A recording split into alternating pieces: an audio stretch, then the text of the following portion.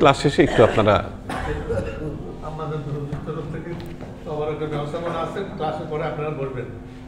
সামান্য, বেশি কিন্তু না, অল্প অল্প করে আর কি,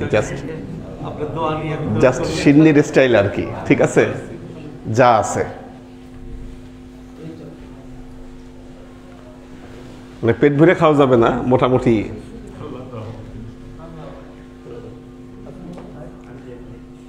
আলহামদুলিল্লাহ আলহামদুলিল্লাহি নাহমাদুহু ওয়া নাস্তাঈনুহু ওয়া নাস্তাগফিরুহু ওয়া নু'মিনু বিহি ওয়া নাতাওয়াক্কালু আলাইহি ওয়া নাউযু বিল্লাহি মিন শুরুরি আনফুসিনা ওয়া মিন সাইয়্যাতি আ'মালিনা من يهد الله فهو المهتدي ومن يضلل فلن تجد له وليا مرشدا فنشهد أن لا إله إلا الله وحده لا شريك له ونشهد أن سيدنا وسندنا ونبينا محمدا صلى الله عليه وسلم الذي أرسله الله بالحق بشيرا ونذيرا وداعيا إلى الله بإذنه وسراجا منيرا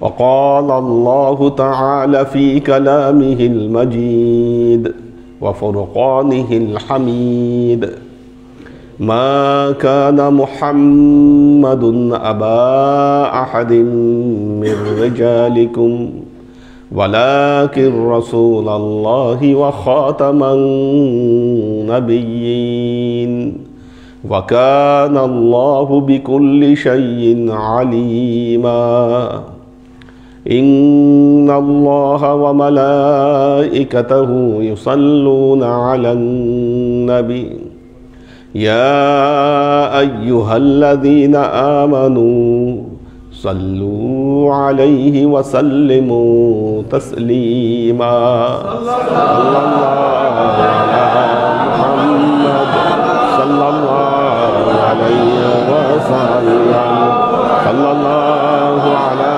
محمد صلى الله عليه وسلم صلى الله على محمد صلى الله عليه وسلم আল্লাহর আশিক ও সালেক বৃন্দ, খুব সংক্ষেপে গুরুত্বপূর্ণ কিছু আলোচনা করতে হবে। ইসলামের জগতে পুনরুত্থান দরকার, পুনরুত্থান দরকার, পুনর্জাগরণ দরকার। বলবেন কেন হুজুর, পুনরুত্থান কেন দরকার, পুনর্জাগরণ কেন দরকার? কারণ বর্তমান বিশ্বে মুসলমানেরা অপমানিত, অবহেলিত, পরাজিত। ইহুদি খ্রিস্টানদের রাজত্ব পৃথিবীতে চলছে, কিন্তু মুসলমানরা কখনোই পৃথিবীতে এই অবস্থায় ছিল না। আল্লাহর নবী আসার পর পুরো পৃথিবীকে নেতৃত্ব দিয়েছে মুসলমানগণ। প্রথম বিশ্বযুদ্ধ এবং দ্বিতীয় বিশ্বযুদ্ধ পৃথিবীর ইতিহাসে, প্রথম বিশ্বযুদ্ধ এবং দ্বিতীয় বিশ্বযুদ্ধ জার্মানি এবং অন্যান্য শক্তি হলো ওসিলা মাত্র, আসলে এটা ছিল মুসলমানদেরকে দমন করার যুদ্ধ। আর এই যুদ্ধের পরেই মুসলমানরা দমন হয়ে গেছে। মুসলমানদের যে গৌরব, এই গৌরব হারিয়ে গেছে। সেই গৌরব কিন্তু আর নাই মুসলমানদের। প্রশ্ন হলো কিভাবে হারালো, কিভাবে হারালো, কেন হারালো? গুরুত্বপূর্ণ প্রশ্নটা হচ্ছে এইখানে। কেন? এই কেনর উত্তর আমাদের অধিকাংশ মানুষের জানা নাই। জানা না থাকার কারণে আমরা আমাদের ভাগ্যকে পরিবর্তন করতে পারছি না। তো কেন জানা নাই, কেন জানতে পারছি না? মূলের সাথে যদি আপনার সংযোগ না থাকে, কার সাথে? মূলের সাথে যদি আপনার সংযোগ না থাকে, আপনি আগাছায় পরিণত হবেন, এটাই স্বাভাবিক। আপনি তো আজকে আমরা আগাছায় পরিণত হয়েছি, কারণ আমাদের মূলের সাথে সংযোগ নাই, মূলের সাথে আমাদের যোগাযোগ নাই, আমরা মূল ছিন্ন হয়ে গেছি। এই ছিন্নমূল হবার কারণে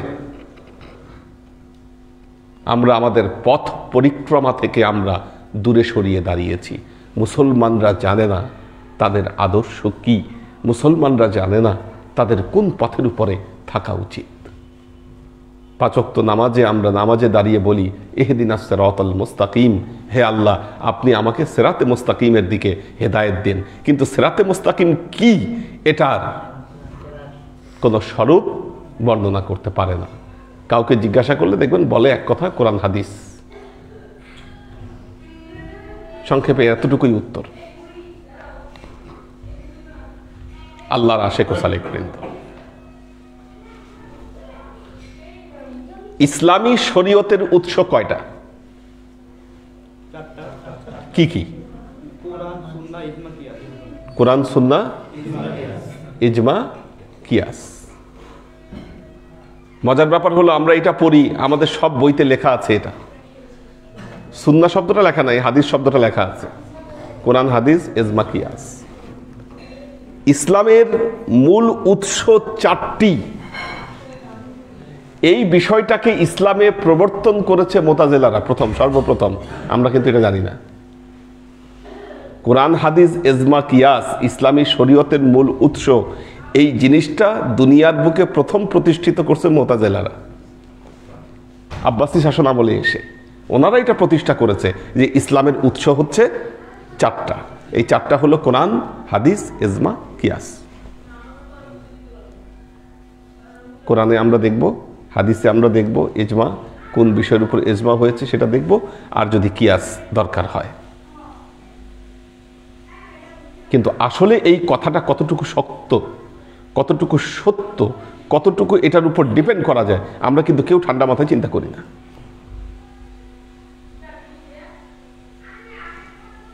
আচ্ছা, আপনি যদি বলেন কোরআন, হাদিস,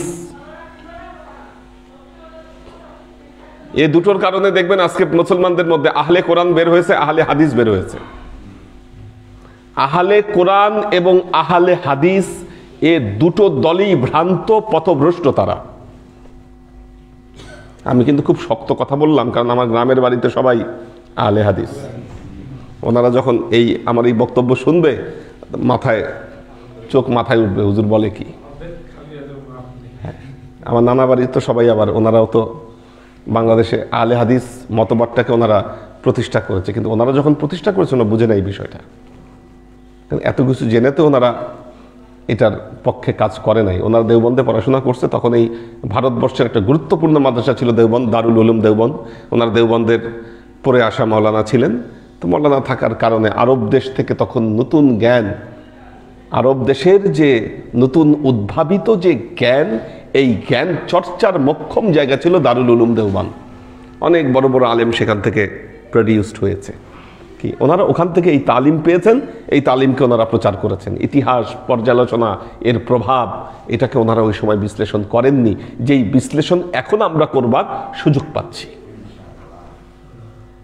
এবং এই বিষয়গুলোকে পুঙ্খানুপুঙ্খানুভাবে বুঝলেও বলার সাহস সবাই পায় নাই। আমরা আজকে যেভাবে সাহস করে বলছি, এইভাবে সাহস করে বলাটা, এটাও সুযোগ পায় নাই। কারা এটার মধ্যে? কারা কারা মারামারি করে না, ঝগড়া করে? কি করে? কি ধয়? একা না আর কেউ আছে? কথা বলতে নিষেধ করে। তো ওয়ালাইকুম সালাম। আল্লাহর আশিক ও সালেক বৃন্দ, কোরআন, হাদিস। আচ্ছা,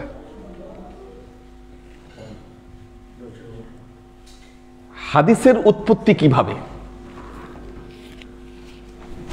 হাদিসের উৎপত্তি কিভাবে আপনারা জানেন কিনা?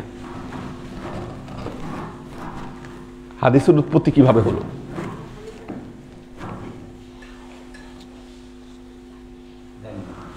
তো দেখেন, আল্লাহর নবী তার জীবদ্দশায় হাদিস লিখতে নিষেধ করেছিলেন। জীবদ্দশায় হাদিস লিখতে নিষেধ করেছিলেন আল্লাহর নবী, বলছেন লিখবা না হাদিস। কেন লিখবা না?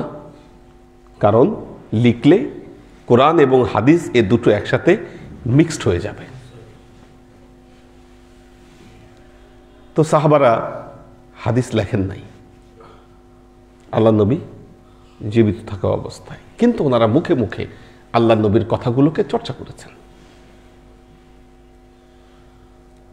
আল্লাহ নবী চলে গেলেন, সাহাবাদের যুগ আসলো, তাবেঈনদের যুগ আসলো, তাবেঈনদের যুগ আসলো। ওনারা তো সত্যের মাইল ফলক। খায়রুল কুরুনি করনি সুম্মাল্লাযীনা ইয়ালুনাহুম সুম্মাল্লাযীনা ইয়ালুনাহুম, আমার নবীর কথা। সর্বোত্তম যুগ হচ্ছে আমার যুগ। যুগ যত নিচে যাবে, কি দুইবার যেহেতু বলেছেন, আমরা তাবেঈন পর্যন্ত, অর্থাৎ 300 হিজরি পর্যন্ত আমরা মানে এটাকে সহি যুগ হিসাবে আমরা ধরে নেই, যে না ট্রাস্ট করা যায়, ট্রাস্টেবল যুগ 300 হিজরি পর্যন্ত পরিমাপ করি আমরা। প্রথম দিকে তো কোনো সমস্যা ছিল না, কিন্তু সমস্যাটা দাঁড়ালো কেন? একটা জিনিস চিন্তা করে দেখেন, আল্লাহর নবীর সবচাইতে কাছের 4 জন অনুসারী, আল্লাহ নবীর সবচাইতে কাছের হযরত আবু বকর রাদিয়াল্লাহু তাআলা আনহু, হযরত ওমর রাদিয়াল্লাহু তাআলা আনহু, ওসমান রাদিয়াল্লাহু তাআলা আনহু, হযরত আলী রাদিয়াল্লাহু তাআলা আনহু। এই 4 জনের 3 জনকেই হত্যা করা হয়েছে। 4 জনের 3 জনকেই হত্যা করা হয়েছে। হত্যা করেছে কারা? মুসলমানরা। আচ্ছা, যারা হত্যা করেছে তাদেরকে মুসলমান যদি আমরা বলি, কি আমাদের আদর্শের জায়গা ঠিক থাকবে, ইমানের জায়গা ঠিক থাকবে? তার মানে এরা ছিল মুনাফিক। কুল্লুহুম মুনাফিকুন, এরা মুসলমান ছিল না। তাদেরকে সাহাবী বললেও ভুল হবে, আল্লাহ আস্তাগফিরুল্লাহ, তারা সাহাবীও ছিল না। কেউ সাহাবী হওয়ার যোগ্যতা রাখে না যারা এই কাজ করেছিল। তার মানে ইসলামের বিজয় যখন সূচিত হয়েছিল, ওয়ারাআইতান নাসা ইয়াদখুলুনা ফি দীনিল্লাহি আফওয়াজা, আপনি দেখবেন দলে দলে লোক ইসলামে প্রবেশ করবে। এই সুযোগ নিয়ে তো চোর, বাটপার, চামুন্ডা সব ঢুকে গেছে। কি মুনাফিক সব ইসলামের লেবাস লাগিয়ে ইসলামে ঢুকে গেছে। এই কথাটাও কিন্তু অনেক সাহসী কথা যেটা বলছি। দলে দলে ঢুকছে, মুনাফিকও ঢুকছে, বাটপারও ঢুকছে, চোরও ঢুকছে, দেখাইছে যে আমরা ইসলাম কবুল করেছি। আসলে তারা ইসলাম কবুল করেনি। এই মহিলারা অনেক কথাবার্তা শুরু করছে। কেন এই মহিলারা কথা বলে? আপনারা কি থামবেন না? আমি আসবো কোনটা? 10 মিনিটের মধ্যে না, 2 মিনিটের মধ্যে না থামলে আমি আসতেছি। কথা বলতেছে মহিলারা উপরে। আচ্ছা, তো এর ফলে কি হলো? তার মানে ভালো মানুষ যে সব ছিল তা তো না। কিছু কিছু অসাধু মানুষ যেই কাজটা করতে শুরু করলো, কথায় কথায় বলতে শুরু করলো ক্বালা রাসূলুল্লাহ সাল্লাল্লাহু আলাইহি ওয়াসাল্লাম। নিজের মত যেখানে জায়েজ করা দরকার, নিজের একটা মত প্রতিষ্ঠা করবে, এই নিজের মত প্রতিষ্ঠা করতে গিয়ে বলতে শুরু করলো ক্বালা রাসূলুল্লাহ সাল্লাল্লাহু আলাইহি ওয়াসাল্লাম, আল্লাহ নবী এই কথা বলছেন। আসলে আল্লাহ নবী বলেন নাই। হয়তো আল্লাহ নবীকে তিনি দেখেনই নাই, কোনোদিন শুনেনও নাই, আল্লাহ নবীর কোনো সাহাবীও দেখে নাই, কি অথচ চালাই দিচ্ছে কি আল্লাহ নবী বলছে এই কথা। তখন তো একটা বড় প্রবলেম হয়ে গেল। বড় একটা প্রবলেম হয়ে গেল। ইসলামী স্কলাররা চিন্তা করলেন, তাহলে আমাদের হাদিসগুলোকে এখন সংরক্ষণ করা দরকার। উদ্যোগ গ্রহণ করলেন কয়েকজন, না সাহাবী না, যারা হাদিস সংগ্রহ করেছেন কেউ সাহাবী না, ঠিক আছে। আর তারও পরে, হ্যাঁ, একমাত্র ইমাম আবু হানিফা রহমতুল্লাহ আলাই তিনি তাবী ছিলেন। ইমাম আবু হানিফা রহমতুল্লাহ আলাই তাবেঈ ছিলেন এবং ইমাম মালিক তিনি তাবেঈ ছিলেন। ইমাম মালিক তো মুআত্তা করে গেছিলেন, মানে তাবেঈ থেকে শুরু হয়েছে বলতে পারি আমরা। আর বাকি কেউই যারা হাদিস সংগ্রহ করেছেন, ইমাম বুখারী তাবেঈ ছিলেন না। কারণ ইমাম আবু হানিফা যখন ইমাম, তখন তো ইমাম বুখারীর জন্মই হয় নাই। ওনাদের যুগ থেকে এসে হাদিসকে সংগ্রহ করলেন বিভিন্ন মানুষের কথার ভিত্তিতে। কিন্তু আল্লাহর নবী বিদায় হজের ভাষণে সুস্পষ্টভাবে বলে গিয়েছিলেন, আমি তোমাদের কাছে দুটো জিনিস রেখে যাচ্ছি, কিতাব আল্লাহ ওয়া সুন্নতি। আমি কি রেখে যাচ্ছি? আমার কিতাব রেখে যাচ্ছি, আমার সুন্নত আমি রেখে যাচ্ছি। পরবর্তীতে আল্লাহ নবী আবারও স্পষ্ট করেছেন সুন্নতের মানে কি। আল্লাহ নবী সুন্নতের মানে বলেছিলেন আহল ইতরাতি ওয়া আহলে বেইতি। সুন্নত হচ্ছে আমার আহলে বাইত, আমার আহলে বাইত হলো আমার সুন্নত। আহলে বাইত মানে পরিবার পরিজন হলো আমার সুন্নত। কেন? আমাকে সবচাইতে কাছে থেকে দেখেছে তারা, তাদের ন্যায়পরায়ণতা, তাদের তাকওয়া, তাদের পরহেজগারিতা, এই ব্যাপারে কারো কোনো সন্দেহ নাই, যেহেতু আমাকে খুব কাছ থেকে তারা দেখেছে, খুবই কাছে থেকে আমাকে দেখেছে তারা। তো যখন আল্লাহ নবী বলেছিলেন কিতাব আল্লাহ ওয়া সুন্নতি, তখন কিন্তু হাদিসের কোনো একটা গ্রন্থ কিন্তু ছিল না। যদি আজকের দিনে আমাদেরকে বলতে হয় যে ইসলামী শরিয়ার উৎস কি, আল্লাহর নবী যেখানে দুটো বলে গেছেন কি কিতাব আল্লাহ ওয়া সুন্নতি, এর বাহিরে কিন্তু কোনো কথা বলার অধিকার আমাদের নাই। নাম্বার 1। হ্যাঁ, কিয়াসটা হতে পারে এজমা। মুসলিম সমাজে কোনোদিন এজমা হয় নাই কোনো বিষয় নিয়ে, কি এক আল্লাহ, এক রসুল, পরকাল, কি এগুলা মৌলিক কিছু বিষয়ের বাইরে অন্য কোনো বিষয় নিয়ে মুসলমানদের মধ্যে এজমা হয়েছে এটা বলতে পারবেন না। সব বিষয়ের মধ্যে ইখতিলাফ আছে, কম বেশি প্রতিটা বিষয়ে ইখতিলাফ আছে। তো এজমা করতে গিয়ে আসলো, এজমাটা কেন বলছে জানেন? কিছু গুন্ডা টাইপ মৌলবী আছে, তাদের কথা হলো এই যে আমরা এই কজন মিলা বলছি, খবরদার এর বাইরে গেলে বেটা তুই কাফের, এই মতের বাইরে যাইতে পারবি না। এটা মুসলমানকে, সাধারণ মুসলমানকে প্রেশার করার জন্য এই কথাটা অ্যাড করা হয়েছে। হ্যাঁ, কিয়াস দরকার আছে হয়তো, যেটা আধুনিক যুগে কোনো কিছু একটা জিনিস প্রবর্তন হয়েছে, যেমন ফেসবুক, এটা আপনি ব্যবহার করবেন কি করবেন না, এটার জন্য কিয়াসের দরকার আছে। এখন এটার জন্য কিয়াসের দরকার আছে। মসজিদে এই যে আমরা মাইক্রোফোন ব্যবহার করছি, কি তাবলিগরা তো মনে হয় এখনো ইউজ করে না মাইক্রোফোন।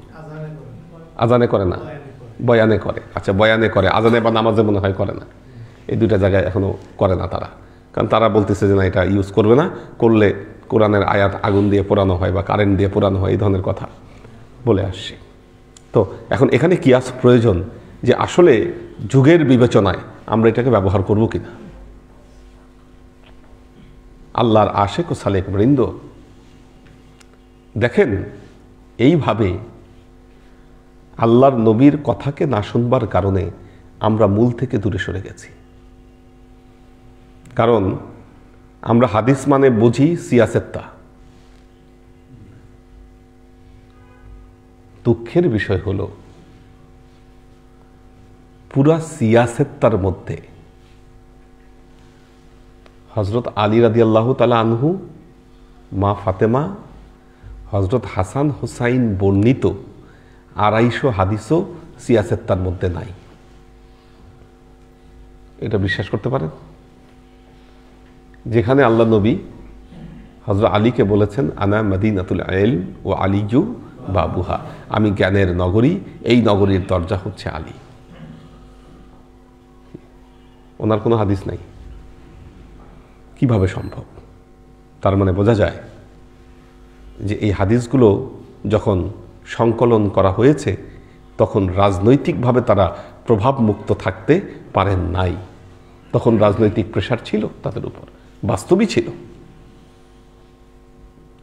তবে হ্যাঁ, আমরা এটাকে উৎস হিসাবে ধরতে পারি যে না, আমাদের জ্ঞান লাভ করার জন্য। কিন্তু এটাই কিন্তু শেষ কথা নয়,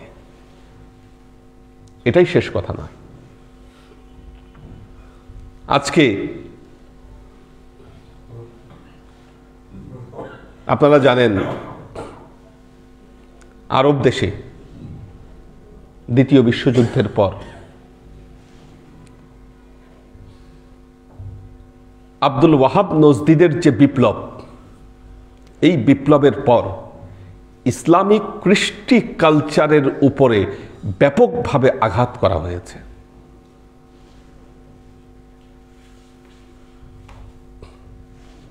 এই যে আজকে আমি যেভাবে পাগড়িটা পরলাম,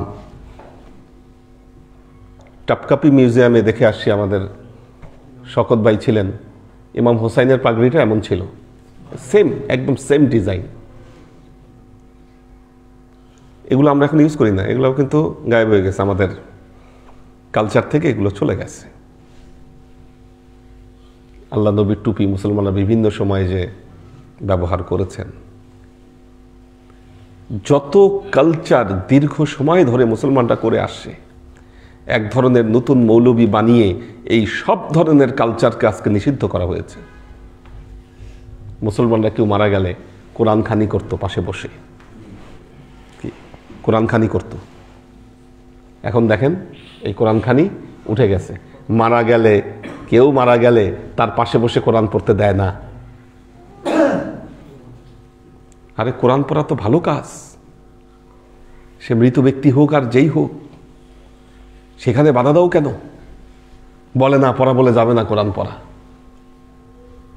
কিন্তু আপনি ইতিহাস দেখেন, পর্যালোচনা করে দেখেন, এটা মুসলমানদের মুসলিম কালচারের অন্তর্ভুক্ত ছিল এই কাজ।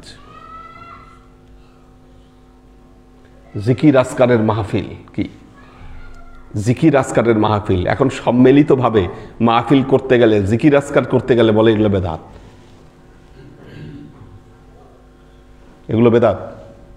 মোনাজাত, সম্মিলিত মোনাজাত করতে দেয় না। কি নামাজের শেষে, কি নামাজ ছাড়া, কি সম্মিলিত মোনাজাত, এটা মুসলমানদেরকে করতে দেয় না। দেখেন, আমরা যারা ধর্মতাত্ত্বিক গবেষণা করি, পৃথিবীর কোন ধর্ম রিচুয়াল ছাড়া টিকে থাকতে পারে না। আজকে মুসলমানদের সব রিচুয়ালগুলোকে ধ্বংস করে এটাকে পঙ্গু ধর্মে পরিণত করার ষড়যন্ত্র আমাদের উপর চাপিয়ে দেওয়া হচ্ছে। এটা ইসলামকে পঙ্গু করে দেওয়ার একটা ষড়যন্ত্র মাত্র, মনে রাখবেন। আমরা যদি এর বিরুদ্ধে না দাঁড়াতে পারি, এর বিরুদ্ধে কথা না বলতে পারি, আমাদেরকে দায়ী থাকতে হবে আল্লাহ নবীর কাছে। একটা জিনিস মনে রাখবেন, ধর্মের মধ্যে রস, আবেগ, প্রেম, ভালোবাসা, এই জিনিসগুলো যদি না থাকে, ধর্মের প্রতি মানুষ আগ্রহ হারাবে। মানুষ আগ্রহ হারাবে। দেখবেন ওই যে হাটহাজারীর যে মৌলানা, বড় মৌলানা মারা গেলেন, হ্যাঁ, উনি বলেছিলেন, ওনার একটা বক্তব্য আছে, শুনবেন, যে মিলাদে গিয়ে যদি মিষ্টি খাইলেন তাহলে গু খাইলেন। আচ্ছা, দেখেন ওনারা মিলাদের বিপক্ষে কেন বলছেন? এই যে কেউ মারা গেলে যে আয়োজন, এগুলোর বিপক্ষে কেন বলছেন? এই যে সম্মিলিত খাওয়া দাওয়া, এগুলার বিপক্ষে কেন বলছেন? কারণ ওনারা কিছু মাদ্রাসা চালান। ওনাদের কথা হচ্ছে দান দক্ষিণা যা কিছু করবা শুধুমাত্র এই আমাদের মাদ্রাসায় করবা, এর বাইরে আর করবা না, এর বাইরে আর করতেই পারবা না। নিজেদের স্বার্থকে জিয়ে রাখার জন্য মুসলমানদের ব্যাপক কালচারের উপরে তারা হাত দিয়েছে। আর যখন মানুষ দেখে যে না, বড় একজন আলেম, বড় একজন মুফতি, বড় একজন ডিগ্রিধারী মাওলানা যখন কোনো কথা বলছেন, মানুষ সেটাকে বিশ্বাস না করে পারে না। কারণ সাধারণ মানুষের তো এই ব্যাপারে ব্যাপক জ্ঞান বা ব্যাপক এলেম সাধারণ মানুষের নাই।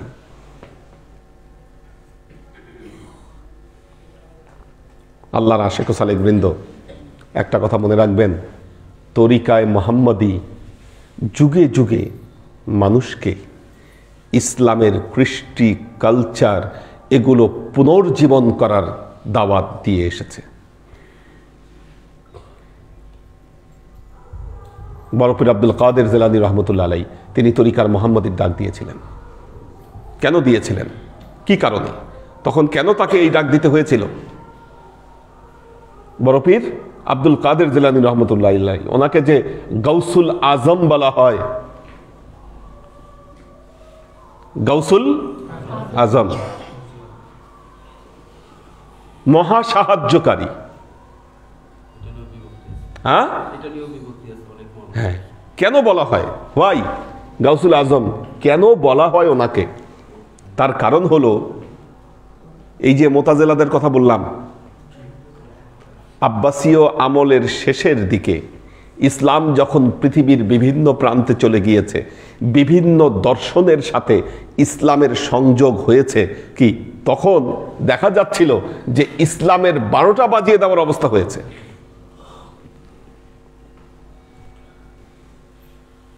ইসলামের যে মূল দর্শন, মূল শিক্ষা, এখান থেকে মুসলমানরা সরে যাচ্ছে। তখন বড় পীর আব্দুল কাদের জিলানী রহমতুল্লাহ আলাইহি তিনি তরিকায়ে মুহাম্মদীর ডাক দেন। সবাইকে বলেন, আপনারা তরিকায়ে মুহাম্মদীর ছায়াতলে একত্রিত হন। কি প্রকৃত মুহাম্মদী তরিকায় আপনারা ফিরে আসেন। এই দাওয়াত দিয়েছিলেন বড় পীর আব্দুল কাদের জিলানী রহমতুল্লাহ আলাইহি। এই যে খাজা মঈনুদ্দিন চিশতি রহমতুল্লাহ আলাইহি, তিনি যে ভারতবর্ষে আসলেন এবং ভারতবর্ষের মানুষকে ইসলামে দীক্ষিত করলেন, এখানে একটা বড় ভূমিকা তিনি পালন করলেন। খাজা মঈনুদ্দিন চিশতিও বড় পীর আব্দুল কাদের জিলানী রহমতুল্লাহ আলাইহির কাছ থেকে দীক্ষা নিয়েছিলেন। প্রায় 40 দিন ওনার সোহবতে ছিলেন উনি বাগদাদে। সাহচর্য থেকে উনি দীক্ষা নিয়েছিলেন। মুসলমানদের কোন পথে ফিরে আসা উচিত এই বিষয়ে তিনি যথেষ্ট জ্ঞান লাভ করেছিলেন। এই জন্য দেখবেন যে এই তরিকাগুলো কিন্তু এক সূত্রে গাঁথা, এক সূত্রে গাঁথা। তো আল্লাহর আশিক ও সালেক বৃন্দ, খুব বেশি দূর যেতে হবে না। ভারতবর্ষে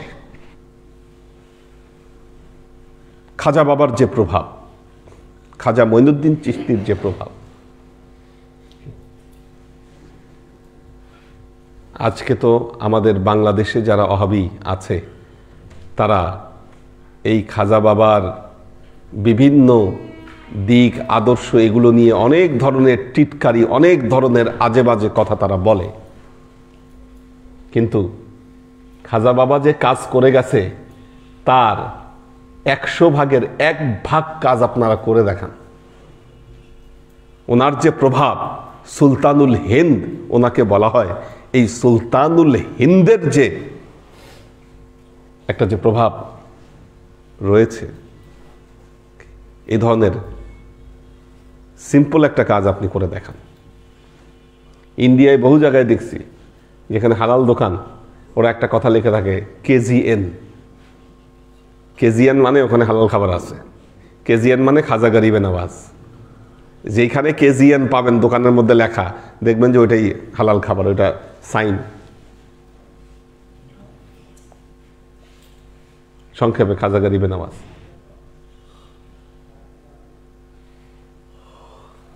তো ওনাদের যে খেদমত ইসলামের জন্য, আল্লাহর আশিক ও সালেক বৃন্দ মুসলমানদেরকে মূলের দিকে না ফেরালে কি মুসলমানদের এই পুনরুত্থান সম্ভব হবে না। আল্লাহর আশিক ও সালেক বৃন্দ, গতকাল ছিল খাতুনে জান্নাত। দেখেন একটা মজার ব্যাপার আপনি খেয়াল করেন, জান্নাতে যুবকদের সর্দার কে? সবার মুখে মুখে কিন্তু আল হাসান আল হুসাইন সৈয়দুশ শাবাব ফিল জান্নাহ। খাতুনে জান্নাত কে? মা ফাতেমা। যিনি জান্নাতে নারীদের নেত্রী হবেন, যুবকদের সর্দার। যুবকদের সর্দার মানে কি জান্নাতে কোনো বুড়া মানুষ যাবে? বুড়াদেরকে তো জওয়ান বানাই আল্লাহ জান্নাতে ঢুকাবে, মানে তাদের সর্দার থাকবেন কে? হাসান ওয়া হুসাইন। কি আল্লাহর নবী ওয়াদা করেছেন হাউজে কাউসারে, হাউজে কাউসারে পানি খাইতে গেলে আল্লাহর নবী আগে জিজ্ঞাসা করবেন, এই যে আমি যে বলেছিলাম পবিত্র কোরআনে বলা হয়েছিল কুল লা আসআলুকুম আজরান ইল্লাল মাওয়াদ্দাতা ফিল কুরবা, আমি তোমাদের কাছে কিছু চাই না, আমার নিকট আত্মীয়র সাথে তোমরা ভালো ব্যবহার করবা। তো এই কাজটা তোমরা করছো কিনা আমি জিজ্ঞাসা করব। বুঝেন কথাটা? হাউজে কাউসারে যখন পানি খেতে আসবা, এটা আমার বানানো কথা? নাউজুবিল্লাহ। হাউজে কাউসারে যখন পানি খেতে আসবা, আমি তোমাদেরকে জিজ্ঞাসা করব আমার পরিবারের সাথে তোমরা কি আচরণ করেছো, আমি এটা আগে জিজ্ঞাসা করব, ওনাদের কাছ থেকে তোমাদের ব্যাপারে সার্টিফিকেট নিব। এখন বলেন, ওনারা যদি আমাদের মাথার তাজ না হয়, কি আমাদের মাথার তাজ যদি ওনারা না হয়, আমরা কি এই সার্টিফিকেট পাইতে পারি? গতকাল ছিল মা ফাতেমার জন্মদিন। মা ফাতেমার জন্মদিন। আজকে এই জন্য বিশেষ মিলাদ পড়িয়েছি, উপরে একটু তাবারকের ব্যবস্থা। এটা নিজেই করছি, কাউকে সুযোগ দিই নেই। একটা কেকের ব্যবস্থা করা হয়েছে, সংক্ষিপ্ত আয়োজন আর কি। কিন্তু একটা প্রমাণ থেকে যাক যে না, আমরা এই বিশেষ দিনটা আমরা স্মরণে রেখেছি। ঠিক আমরা যখন দোয়া করব, মা ফাতেমার কাছে তো দোয়া পৌঁছাবে। উনি তো জানবেন যে না, বাংলাদেশে নবী পরিবারের কিছু আশেক আছে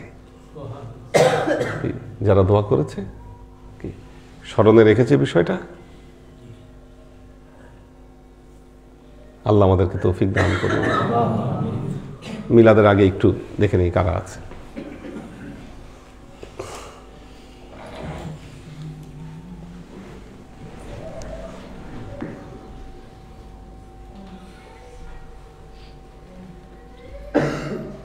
এইচ.কে কনক, কবির হোসেন, ফারিয়া ফালাক, লুনা তাবাসসুম লুবনা, মোহাম্মদ মিজান, এম.কে আলাল, কামাল পাশা, আমাদের হাসিব ভাই আছেন, ওমর শরীফ, আলাউদ্দিন ভাই আছেন, গাজী মোহাম্মদ আলী হোসেন মুম্বাই থেকে, আব্দুস সাত্তার ভাই আছেন, সুরভি আক্তার নিপা, মাসুদ কবির,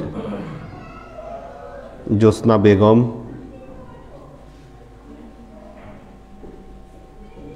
শাকির ইবনে খলিলুল্লাহ, নাজিমুদ্দিন ভাইয়ের ফ্যামিলি আছেন, ফেরদৌসি নাহার আউয়াল, সুলতানা আখতার,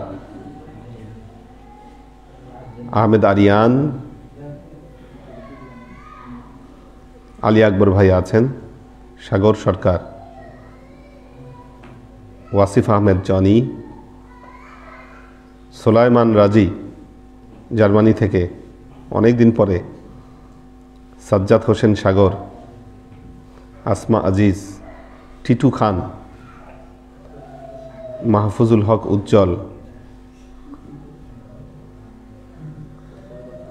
শফিকুল ইসলাম শাওন, সুলতান আইরিন, মাকসুদ ওমর, মোহাম্মদ সিয়াম হোসেন, আব্দুল ওয়াহেদ, স্নিগ্ধা রাহি, কোরবান আলী মালয়েশিয়া থেকে, সৈয়দা আনোয়ারা শরীফ, সৈয়দা আমরিন শরীফ, আহলে বেইত সদর মঞ্জিল, রাইসা তাজরিয়ান, জেবা ফারজানা। আজকে পীর বোনরা 25,600 বার দরুদ শরীফ পাঠ করেছেন।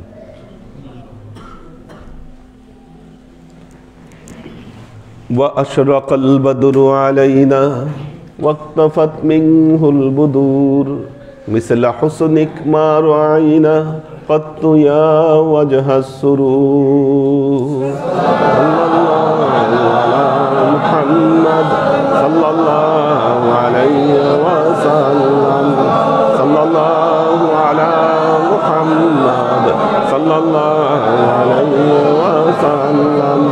صلى الله على محمد صلى الله عليه وسلم. يا حبيبي يا محمد يا عروس الخافقين يا مؤيد يا ممجد يا إمام القبلتين. صلى الله على محمد صلى الله عليه وسلم.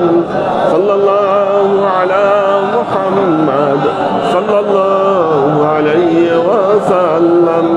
صلى الله على محمد صلى الله عليه وسلم. ما رأينا عيسى حنات بالسور إلا إليك والغمام هلك ظلت والملا صلوا عليك. صلى الله على محمد صلى الله عليه وسلم. صلى الله على محمد صلى الله عليه وسلم. صلى الله على محمد صلى الله عليه وسلم. وصلوات الله أحمد عدة أحرف الصدور. أحمد الهدي محمد سيد وجه المنير. صلى الله على محمد صلى الله عليه وسلم. صلى الله على محمد صلى الله عليه وسلم. صلى الله على محمد صلى الله عليه وسلم. بلغ العلا بكماله كشف الدجى بجماله حسنت جميع خصاله. صلوا عليه وآله سلموا يا قوم بر. صلوا على صدر الأمين مصطفى ما جاء إلا رحمة للعالمين. اللهم آمين. اللهم صل على محمد وعلى آل محمد كما صليت على إبراهيم وعلى آل إبراهيم إنك حميد مجيد.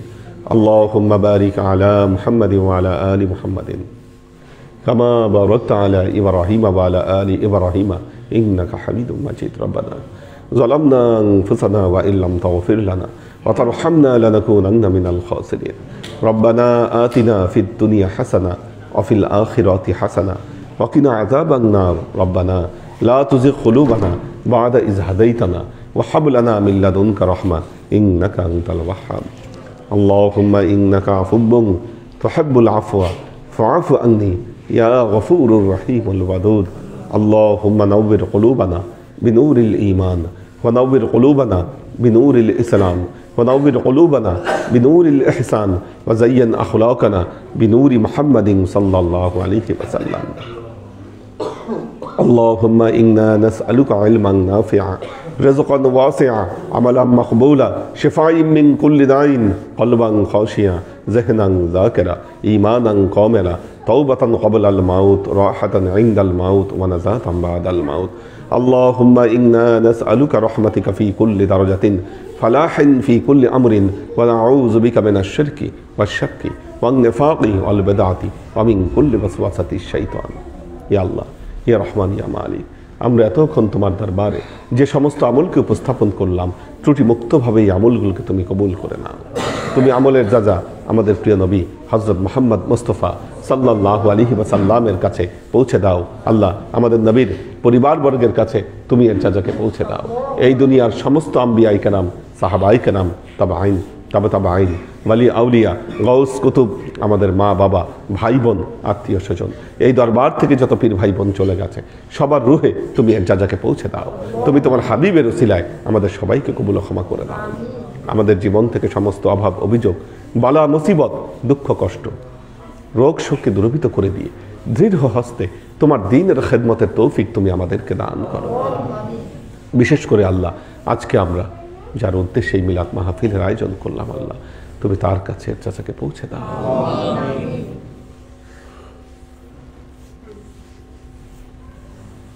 সুবহান রাব্বিকা রাব্বিল ইজ্জাতি আম্মা ইয়াসিফুন সালামুন আলাল মুরসালিন আলহামদুলিল্লাহি রাব্বিল আলামিন ওয়াজআল আখিরু কালিমাতিনা ইনদাল মাউত লা ইলাহা ইল্লাল্লাহু মুহাম্মাদুর রাসূলুল্লাহ। সবচেয়ে ভালো হয় না আপনারা মসজিদে গিয়ে